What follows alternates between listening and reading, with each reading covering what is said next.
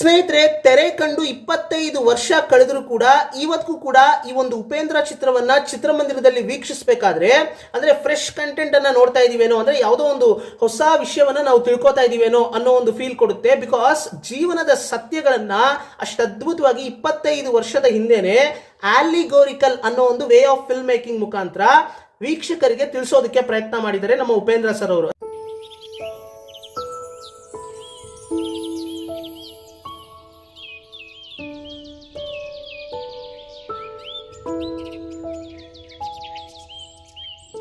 ಆಲಿಗೋರಿಕಲ್ ಅಂತ ಅಂದ್ರೆ ಏನು ಅಂತ ನೀವು ಕನ್ಫ್ಯೂಸ್ ಆಗಬೇಕಾದಂತ ಅವಶ್ಯಕತೆ ಇಲ್ಲ. ಆಲಿಗೋರಿಕಲ್ ವೇ ಆಫ್ ಫಿಲ್ಮ್ ಮೇಕಿಂಗ್ ಅಂತಂದ್ರೆ ಈಗ ಮೆಟಫರ್ಸ್ ಅಂತ ನೀವು ಈಗ ಅಂದ್ರೆ ಕರೆಂಟ್ಲಿ ನೀವು ಮೆಟಫರ್ಸ್ ನ ಯೂಸ್ ಮಾಡಿದರೆ, ಅಂದ್ರೆ ಈ ಒಂದು ಚಿತ್ರದಲ್ಲಿ